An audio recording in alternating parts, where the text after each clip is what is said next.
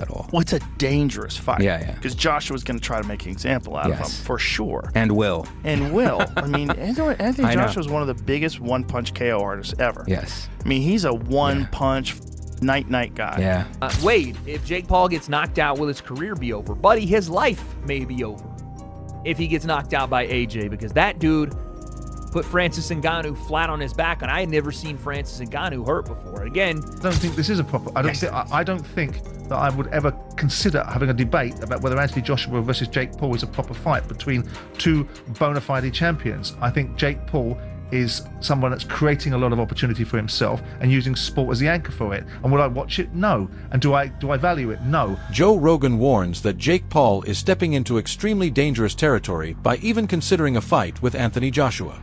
Rogan highlights that Joshua is an Olympic gold medalist and one of the most powerful boxers of this generation. He believes Joshua would use the fight to make an example out of Jake and put an end to him calling out elite champions just for publicity or money. According to Rogan, the skill gap is so huge that the fight could end very brutally for Jake. Oh my God, if he beat Anthony Joshua, good Lord. I mean, that's a big if, right? I mean, Anthony Joshua, I do not think. Olympic gold medalist, former heavyweight champion of the world. What he did to Francis Ngannou, good Lord. Yes. Do you want that smoke? Yeah, I just think it's all about the promotion or whatever. I have no idea what the actual motivation is for. That fight's not competitive at all. Well, it's a dangerous fight. Yeah. Because Joshua's going to try to make an example out of him, for sure. And will. I mean, Anthony Joshua is one of the biggest one-punch KO artists ever. Yes. I mean, he's a one-punch. Wade Plemons, host of the Wade Concept podcast, strongly warns Jake Paul that fighting Anthony Joshua could put him at serious physical risk. Plemons points out that Jake weighs around 90 kilograms, while Joshua fights at about 111 kilograms. A massive difference in size, strength, and power. He explains that picking fun entertainment fights is one thing, but stepping into the ring with a seasoned heavyweight champion and Olympic gold medalist is a completely different level. Plemons insists that if Joshua knocks Jake out, he may never fully recover, saying this wouldn't just be a mismatch, but a potentially life-changing event. He believes Jake's chase for big paydays is blinding him to the real danger he is walking into. in making this fight, one, yes, that's the former heavyweight champ. Why is he fighting Jake Paul? And two, why is Jake Paul putting his health and well-being on the line? Because someone asked me on Twitter, Wade, if Jake Paul gets knocked out, will his career be over? Buddy, his life may be over if he gets knocked out by AJ, because that dude put Francis Ngannou flat on his back, and I had never seen Francis Ngannou hurt before. Again, it's boxing, not MMA. Jake has a little more experience, but we're talking about a massive size difference. AJ's still relatively young and still relatively got something left in the tank, and he's only fought the world-class guys for the last 10 years. This would be Jake's not only hardest fight, most dangerous fight of his career. If Jake is doing this, it could signal the last one. I'm not even joking. This could signal Jake being like, I'm having one more of these and I'm out. Because where do you go from Anthony Joshua? We'll get into that part in a second, but the Netflix thing. We know that Anthony Joshua is an exclusive fighter to DAZN. Eddie Hearn has stated that multiple times. AJ, I'm pretty sure, even has a piece of DAZN. I could be wrong about that, but he signed a mega deal years ago with them. So for this fight to take place on Netflix would mean DAZN would say, you can have one of our biggest cash draws, and I may be in a revenue share thing, or maybe Netflix pays them some money, but you can have our biggest cash draw and we don't have an affiliation with it. That seems a bit unrealistic. But having said that, this isn't a report from anybody in the camp. This is not MVP saying it. This is not Eddie Hearn saying it. This is Mike Coppinger, who I guess has talked to people in the camp. But an independent source saying that they are finalizing a deal. Not that they're in talks. They are finalizing a deal. So this is, again, we're talking 1 yard line, first and goal. Boxing Kingdom reported on X that Jake Paul versus Anthony Joshua is currently being negotiated as a professional boxing match, not an exhibition. It would follow official Queensberry rules, meaning the fight is being discussed seriously under full professional regulations. If finalized, it would include official scoring, sanctioned referees, and all standard protocols, highlighting how high the stakes really are. Rumors claiming the fight is set for December are spreading rapidly through the boxing world. However, Eddie Hearn, Joshua's longtime promoter, calls the talk premature, saying no contracts have been signed and much of the buzz is still speculation. Meanwhile, Journalist Ariel Helwan says that the sheer amount of chatter indicates something real is happening behind the scenes. According to him, when rumors gain this much momentum, it often means negotiations are underway, possibly pointing to a fight later this year or early next year. So despite Hearn's caution, Helwani is confident the matchup could materialize sooner than many expect. Joshua and Jake Paul are finalizing a deal for a heavyweight fight on Netflix in December in Miami. Sources tell Ring Magazine Paul steps up massively to fight the former heavyweight champion after his exhibition with Gervonta Davis was canceled.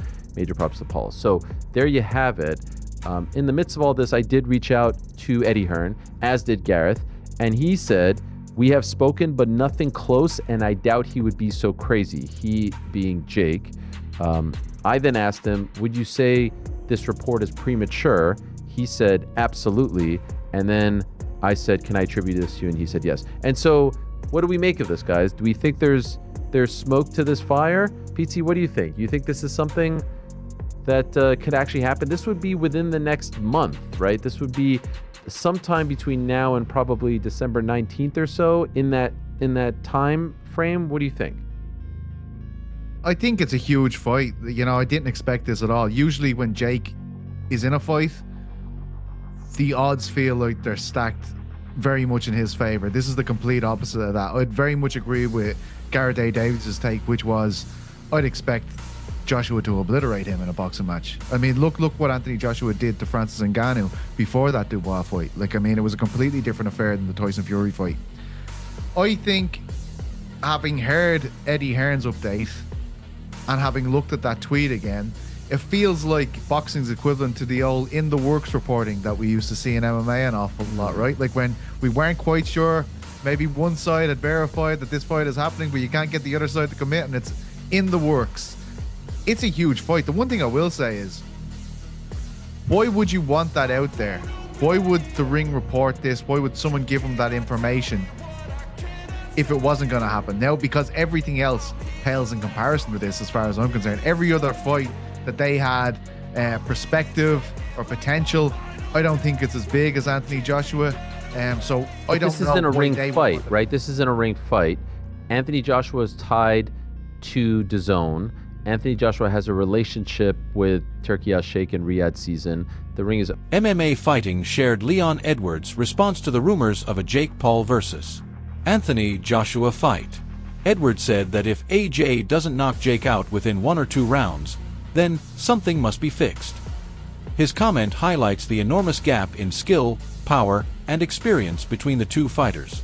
Edwards suggests that Joshua should dominate easily, and any fight that lasts longer would be shocking.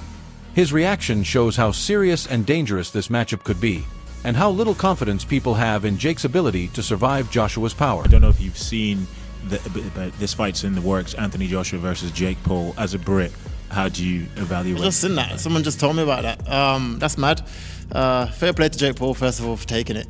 But if AJ doesn't knock him out in like 1-2 rounds, then I feel like the fight must be fixed or something, because I'm going to Anthony Joshua, obviously, for the KO.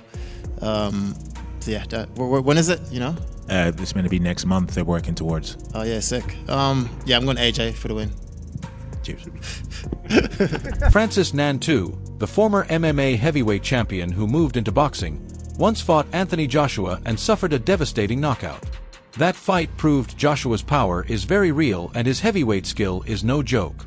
Jake Paul had previously discussed fighting Ngannou, which was already a bold idea considering Francis is one of the most dangerous punchers in combat sports. But now the discussion has shifted to Anthony Joshua, who is an even greater threat. Jake is looking at a fighter who not only knocked out Ngannou, but has consistently shown elite size, speed, and technical ability. Essentially, Jake is chasing a man who destroyed someone as dangerous as Ngannou, making this a gamble with massive upside but even bigger risk. Earlier in discussions, the proposed matchup was Jake Paul versus Francis Ngannou. However, Ngannou publicly rejected the idea, calling it disrespectful and saying he wouldn't waste his time fighting a crossover influencer boxer. With Jake and everything's wrong with Francis. He can go with Francis. So now all of a sudden you start satisfying both ends of this. Okay. So when that falls through, the rumor is that Francis and Jake are still in talks.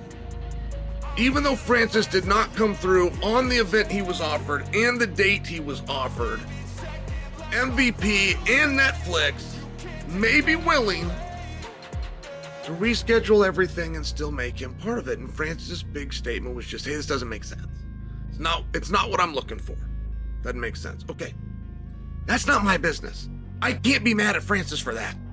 That just cost Francis a once-in-a-lifetime opportunity. That just cost Francis life-changing money. I can't be mad. If I'm mad at Francis, then I got my way. He cut off his nose to spite his face. I can't be mad at him. He's already been punished. What good does it do me to be mad at him? All right. Well, then you bring in Joshua. Joshua shows you how it's done. Right? Joshua and Francis are not remarkably comparable.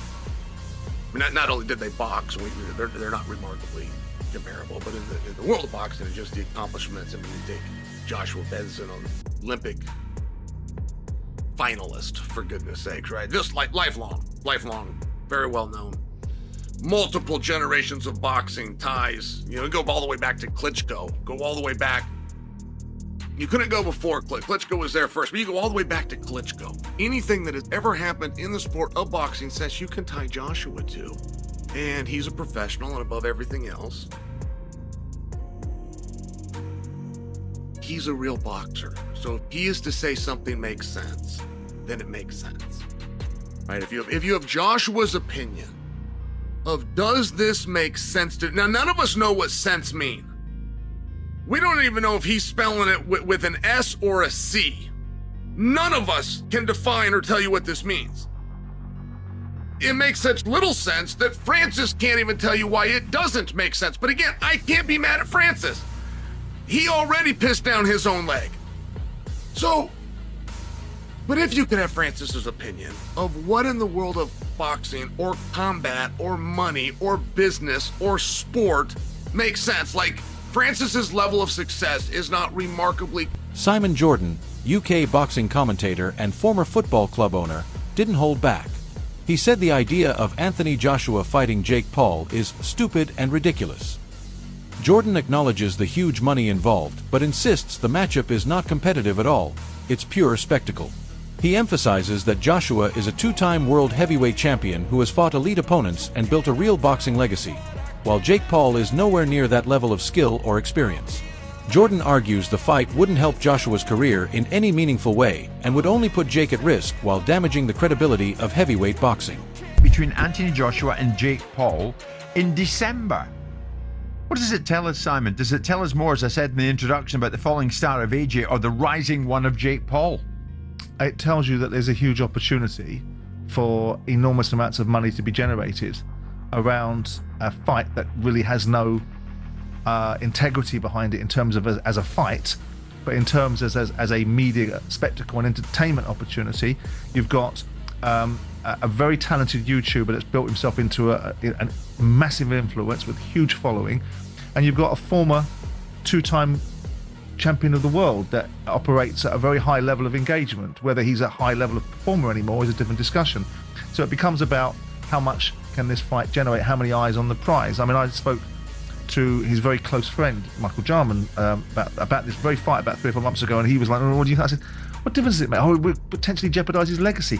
His legacy's sealed. You cannot undo the fact. Whatever you think of Anthony Joshua, It might damage it.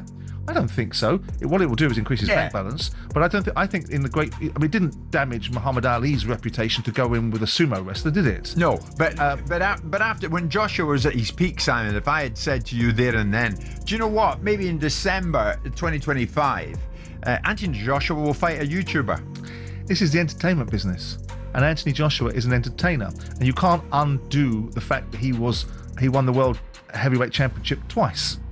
And he fought in some great fights. So why does he need this? Because he's in the business of entertainment. And if an opportunity is presented to him and someone wants to say that we can monetize this to the huge levels that are potentially available, why wouldn't you? It's a walk in the park. You see, you're not having Saturday night. Because I know many